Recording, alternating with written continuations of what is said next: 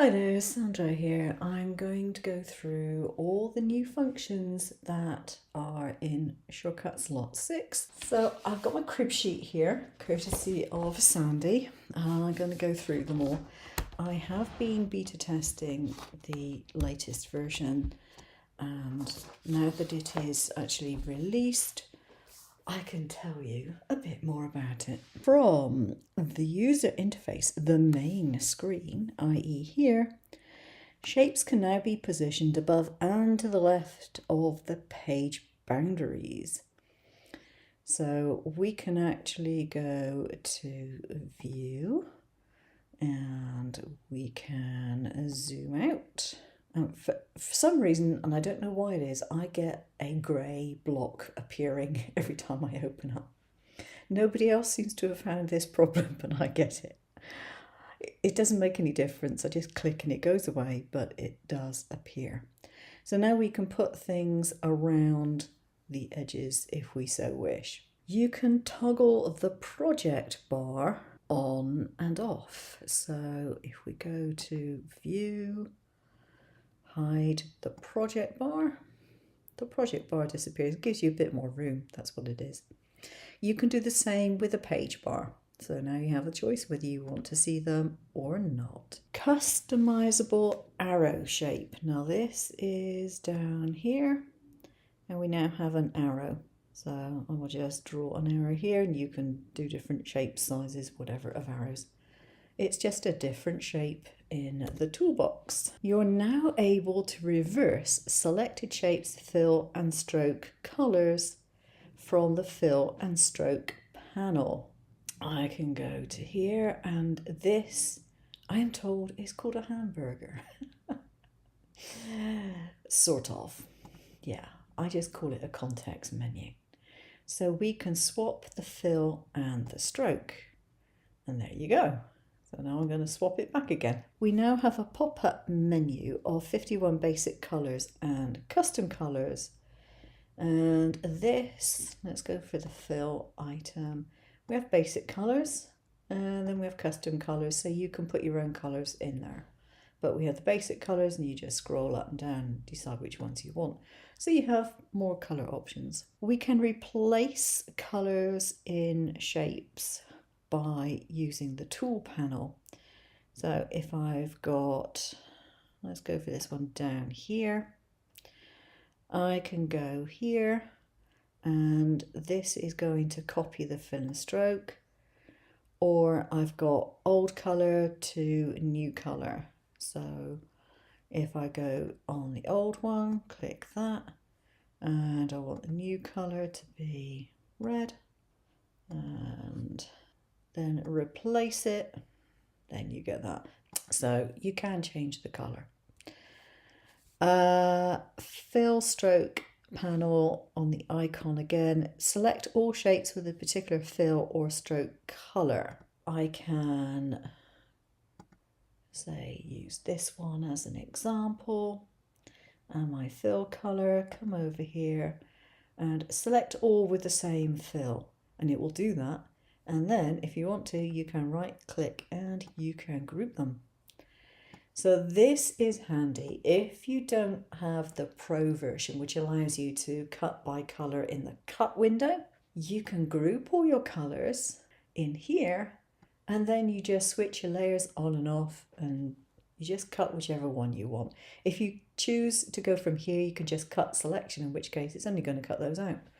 So you don't actually have to have the Pro version to cut by colour. According to the dialogue, text within SVG and PDF files will be imported now.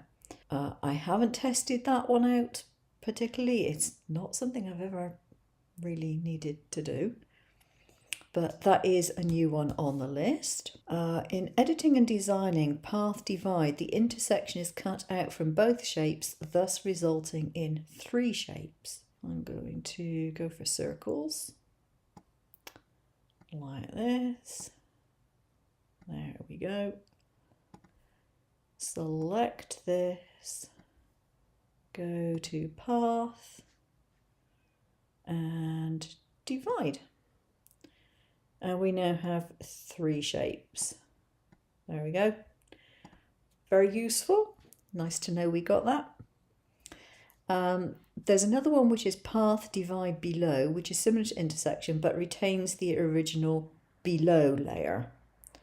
So very similar, but just retains what you had in the first place. Now, next one, modify corners. Let's go for a library shape, shall we? And I'm going to pick this one up just to have something different on the screen. Make it a lot bigger.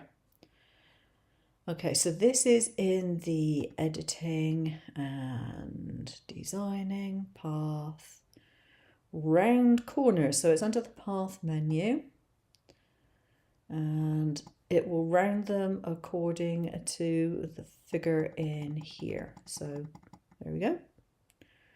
And it has an auto preview on it, or you can update the preview and then click OK. And it's changed the shape. Now this is great because it gives you greater access to different shapes without having to actually blend shapes together. This would have been a difficult shape to do otherwise. Okay, the next one is path flattening, and I know that this one is going to be a popular one, particularly with those who want to do vinyl cuts. I'm going to change the colour here. And go for text. I'm going to put red text in, I think. Okay, and just go. Hello. There we are. So I've got some text and I've got a shape and I want to put it in here. Now, if I wanted to do that normally, I would go for a knockout effect.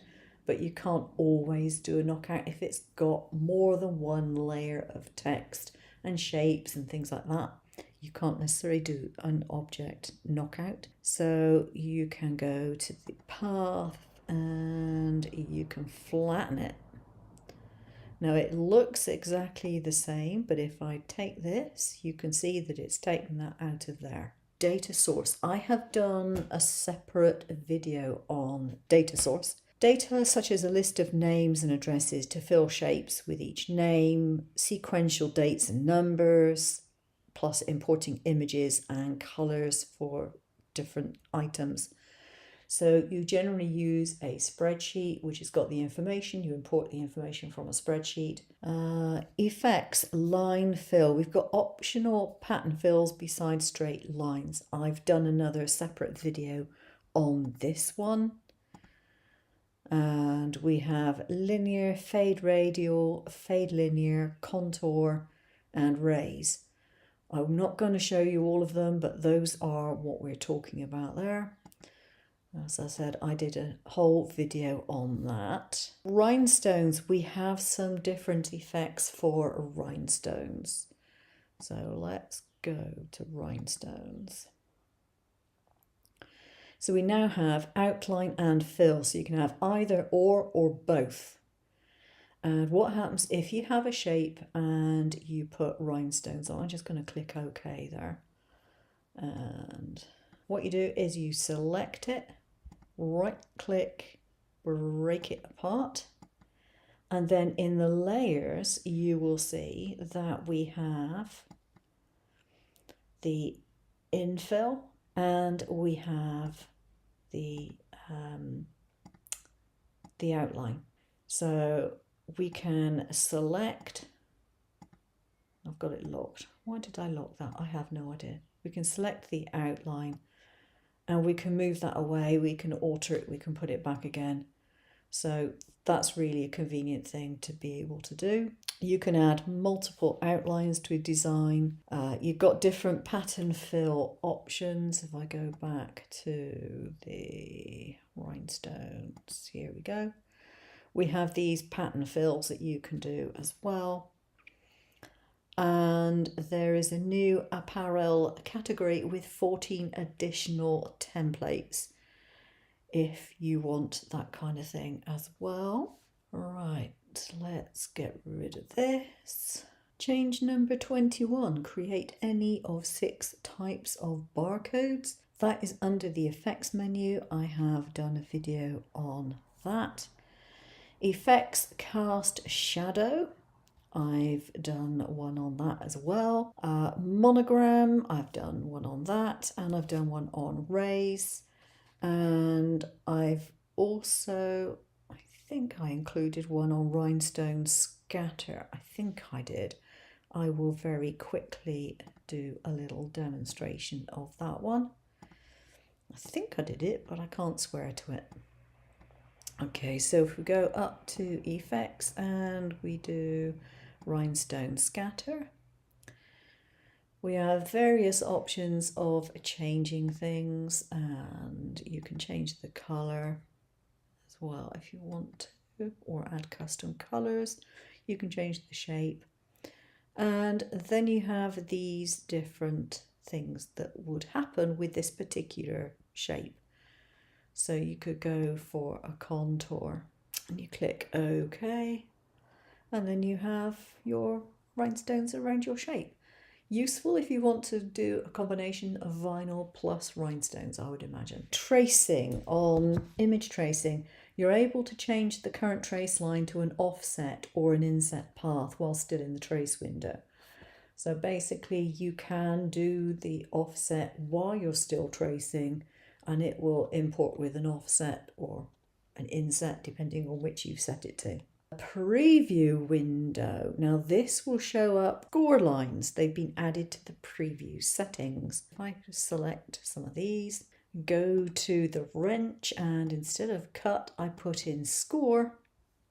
If I go to the preview, you can see that those lines are showing up as green and they are score lines. Score lines is a separate setting that you can set to have a different speed pressure than you have for your main cut lines. Stickers, card making, box making, all that type of thing. But there's only two things in the Pro version that aren't in the normal one, in the new menu that has come up. That's step-by-step cutting, cut everything within a threshold before advancing, and that's in your cut settings. So if you've got the Pro version, you will have that. If you don't have the Pro version, you won't have it. Of course, under the cutter, manage cutters, the Siser, Romeo and Juliet have been added. And under the help menu, you have online help by location in Shortcuts Lot 6 with more screenshots and mini videos added. So that's the difference between version 5 and version 6. There are 31 and only 2 of those apply solely to the Pro version. So that's a lot of changes being made. And I think that when you consider that an upgrade from 5 to 6 is only going to set you back under $30, and the full version of number 6 is only going to set you back $60, I think that's very, very good value. So I do recommend that you download the free trial version, which is, I think, 15 days. You can't cut from it because it will put cut lines through your design. So don't waste your material trying to cut, but you can at least have a look at all the functions and test them out and see whether you like using the software. Okay, so that's it. That's my take on the differences between number 5 and number 6. Phew, a lot of things to cover. I hope you've managed to stick around to the end. Take care now.